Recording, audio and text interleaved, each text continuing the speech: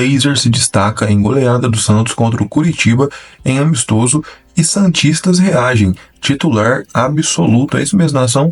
Laser, né, que foi um dos destaques aí da partida, junto com o Tiquinho Soares e outros jogadores aí que jogaram muito bem. A gente vai falar aí, né, um pouquinho sobre o jogo de ontem, mas antes, né, deixe seu like, se inscreve aqui no canal e compartilha esse vídeo para mais pessoas. Sem enrolação, né, vamos aqui para a primeira notícia desse vídeo.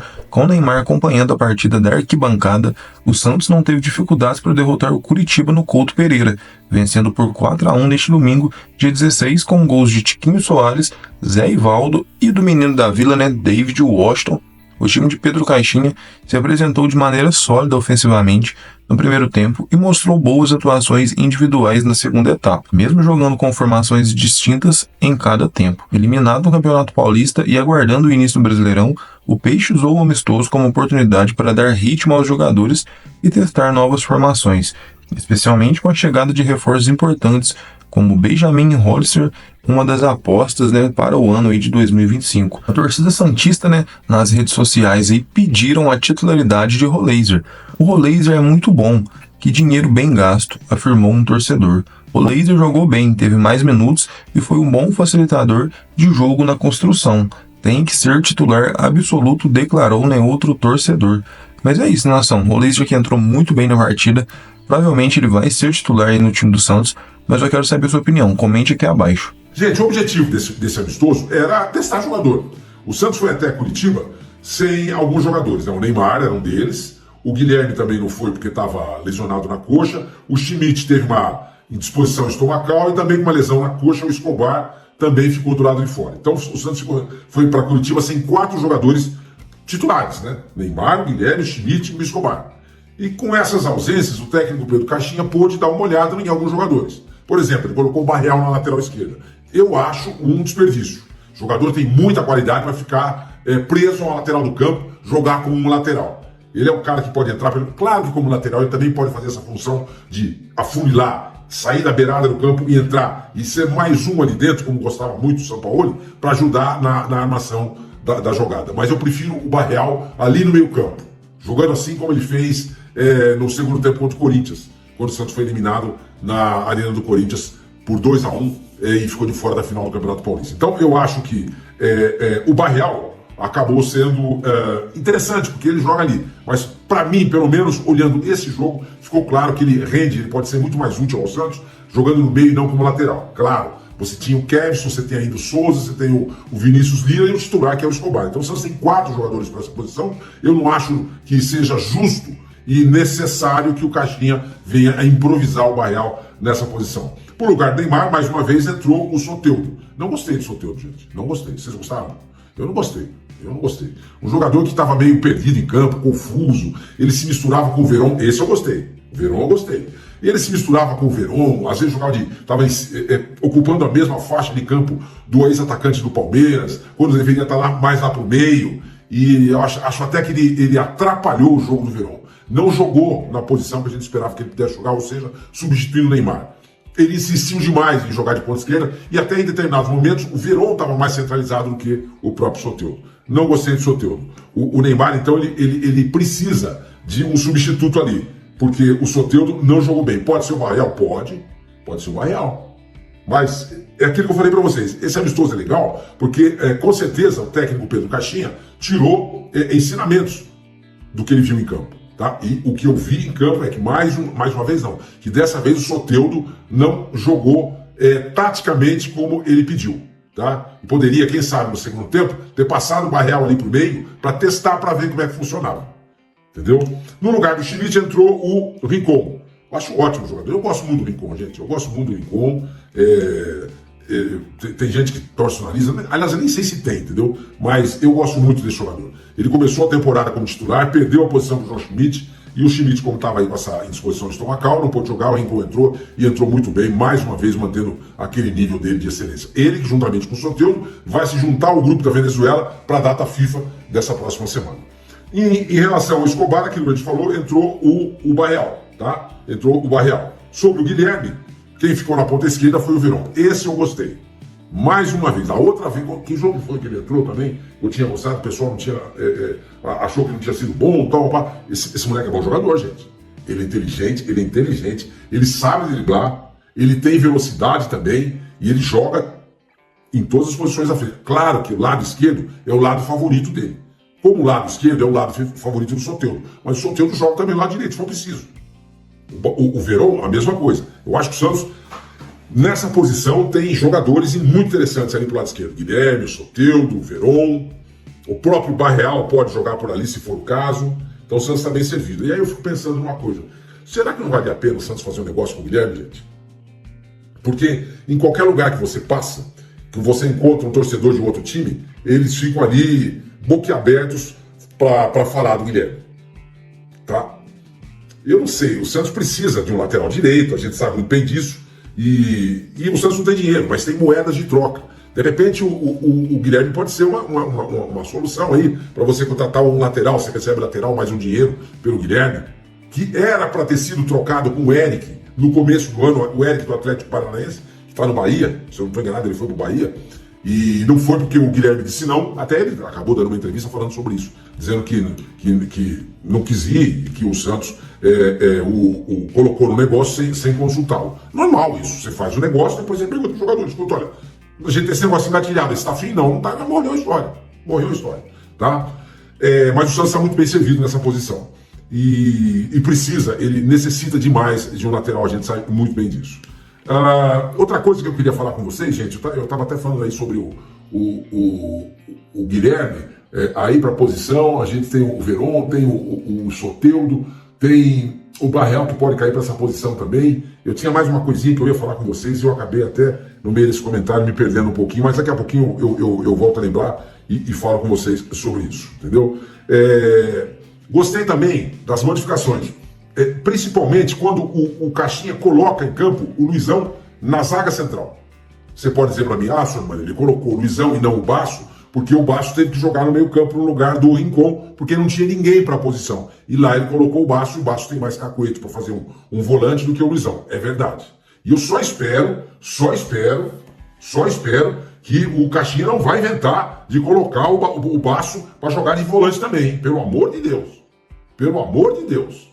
Pelo amor de Deus. Chega. O Basso é um jogador que o Santos precisa rapidamente se livrar dele. Não é fácil, claro que não é fácil, porque é um jogador limitado e ninguém se interessa por ele. Entendeu? Ninguém se interessa por ele. Gostei também da entrada do David Washington e do posicionamento dele. Ele não jogou como centroavante. Quem foi jogar de centroavante foi o Tassiano. Ele jogou um pouquinho mais atrás, flutuando atrás do centroavante. E como o David Washington é um jogador muito bom, tecnicamente falando, é moleque, tem muita rapidez ainda no corpo e inteligência de jogo, então ele fez essa função com tranquilidade. E fez o quarto gol do Santos, que foi uma coisa linda, né? Ele se antecipa ao zagueiro do Coritiba, toma a bola e na saída do goleiro ele dá aquela cavadinha, ao invés de ficar batendo rasteiro e a bola poderia bater no goleiro e não ter entrado. Então esse gol do David Washington tem que ser mostrado várias vezes para os atacantes. Para mostrar como é que se deve fazer quando você está de frente para o gol. Tá? Se bem que o atacante do Santos é o Tiquinho, que fez 2 gols. Um de pênalti e o outro com a bola rolando. O Santos fez 2 gols de bola rolando.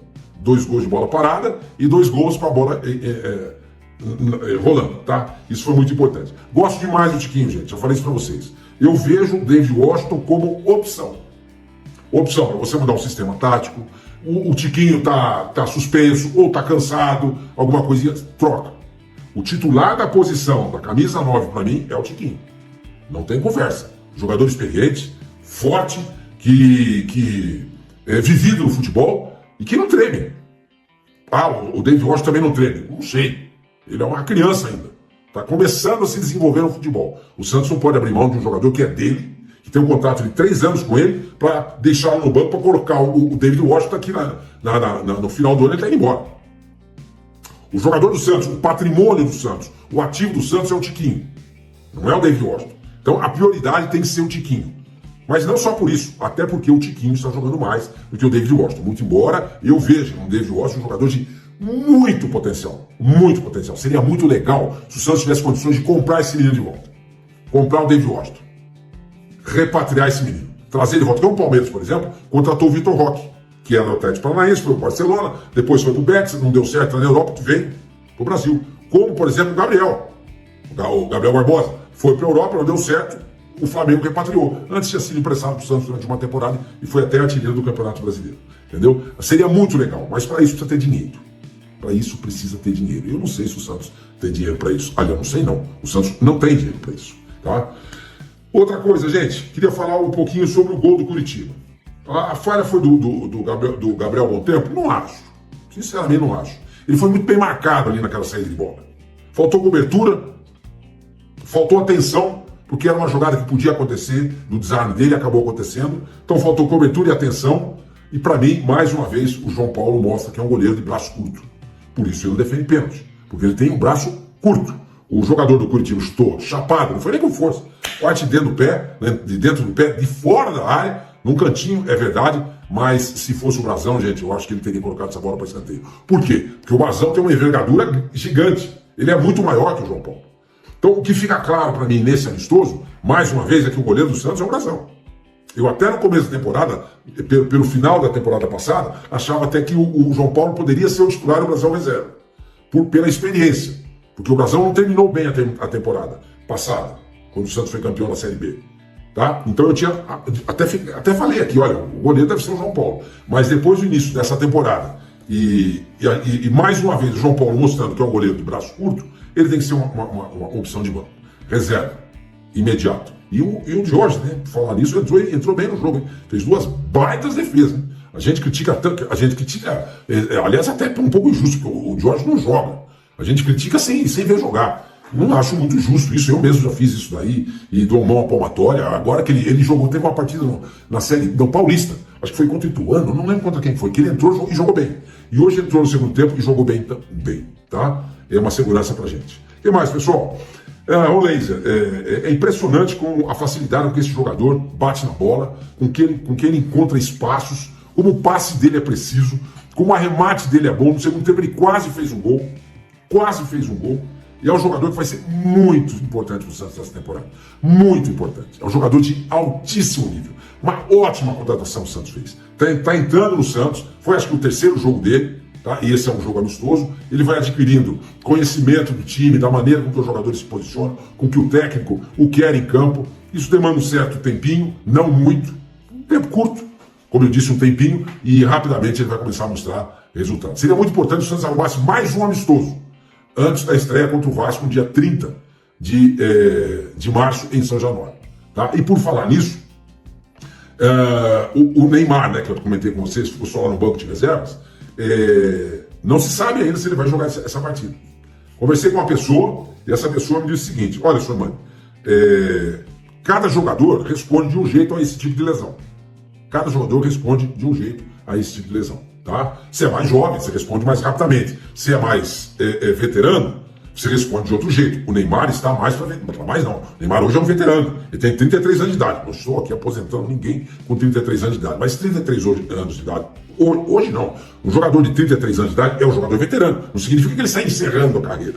Mas ele não tem mais 19 anos, como por exemplo tem o David Washington.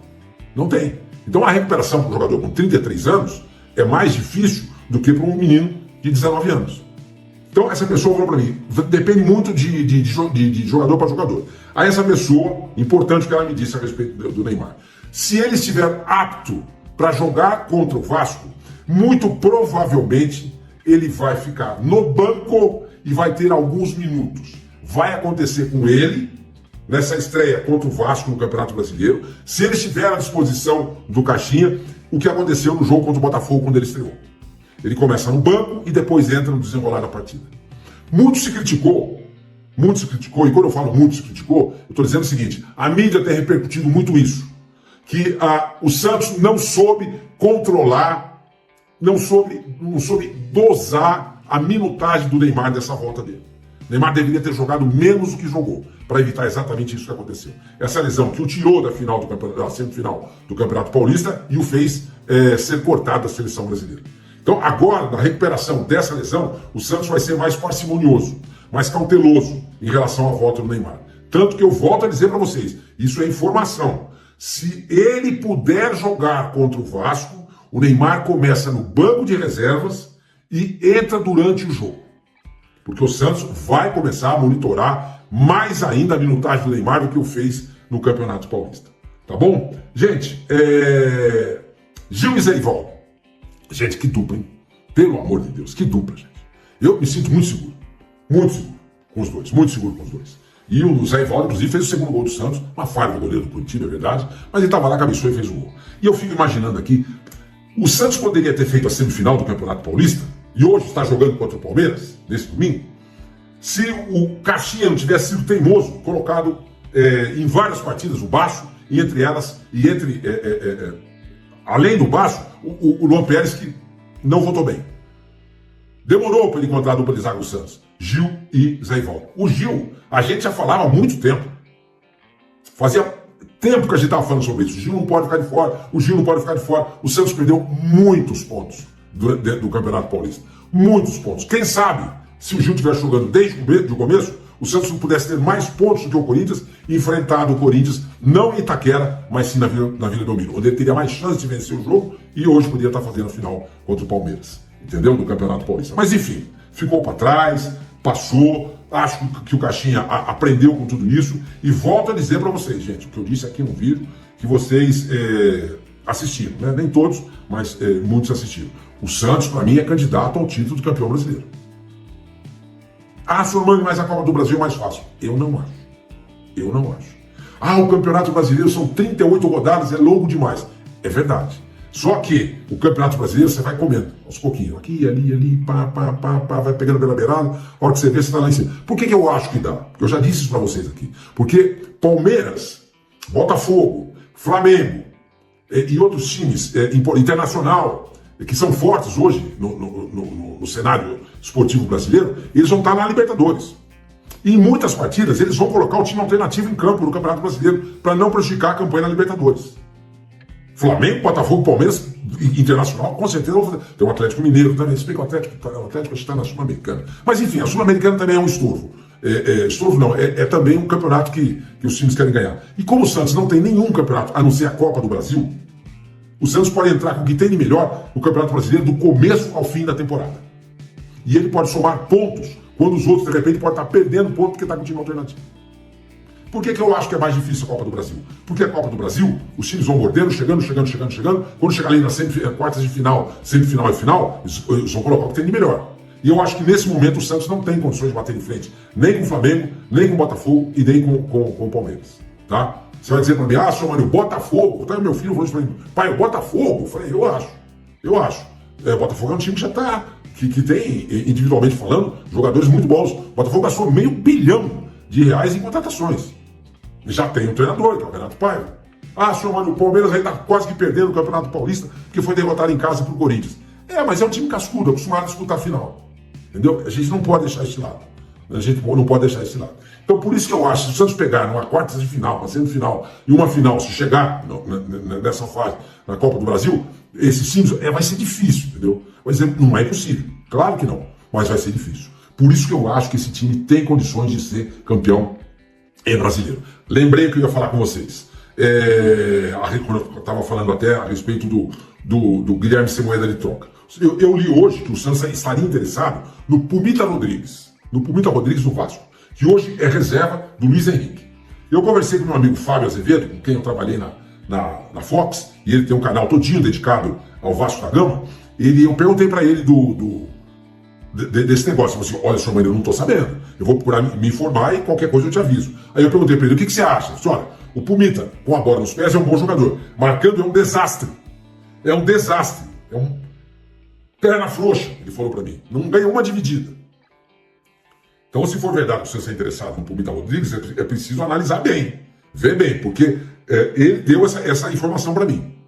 É um jogador que, quando tem a bola nos pés, é muito bom. Na marcação, é frágil demais. E assim é o Xenon. É ruim na marcação. O Léo Godoy é ruim na marcação. Você precisa de uma lateral que marque bem. E apoie bem também, como o Escobar faz na esquerda. O Escobar marca muito bem e ataca bem. Por isso que eu já falei para vocês aqui, talvez seja até o caso de você improvisar o Escobar de lateral direito e colocar um dos laterais que o Santos tem, que é Edson, Souza, depois que ele voltar da lesão, ou mesmo o Vinícius Vila, porque o Escobar pode resolver o problema do lado direito. Sormani, mas ele é canhoto. Qual o problema? Se o Décio joga na lateral esquerda, por que o canhoto não pode jogar por ali? Claro que pode. São poucos os exemplos desse tipo. Pouquíssimos exemplos desse tipo. O Santos teve um lateral, isso na época do Pelé, final isso nos anos 70, chamado Rildo. Ele veio do Botafogo. E ele era canhoto. Ele começou como lateral direito no Botafogo. Por quê? Porque o lateral esquerdo era o Nilton Santos. Então o Rildo, canhoto, era o lateral direito. Quando o Nilton Santos, já mais velho, passa para a quarta zaga, aí o Rildo vai jogar de lateral esquerdo. Entendeu? A seleção da Itália tinha um lateral direito chamado Sebastiano Nella. Ele era jogador da Roma, assim como o Bruno Conte. Bruno Conte foi um dos primeiros atacantes canhotos que jogou pelo lado direito. Ninguém fazia isso antigamente. E o Nella era um lateral direito da Roma, que jogou na seleção da Itália também, de 82. Eu acho que ele estava no grupo que foi campeão do mundo. Acho, mas ele jogava na Roma. Tá? Na época estava lá que a Itália tinha o Maradona, o Careca, o Cerezo, Gullit, Van Basten, Rijkaard. Era um timaço, né? Tinha os alemães lá, o Matheus na Inter de Milão, o Klinsmann também, enfim. O que é hoje a Premier League, naquela época era o campeonato italiano. Era o melhor campeonato do mundo. E o Nella jogava de lateral direito e era canhoto. Então eu acho que poderia perfeitamente pensar numa solução dessa se o Santos não encontrar um lateral direito. Entendeu, gente? Enfim, foi isso. Falei aí sobre o amistoso, tem uma pincelada a respeito do Neymar, falei sobre improvisações, futuro e o que eu acho que o Santos pode apresentar ainda nessa temporada. Tá bom? Espero que vocês tenham curtido o vídeo. Deem um like, ative o sininho, isso é importante para fazer esse canal.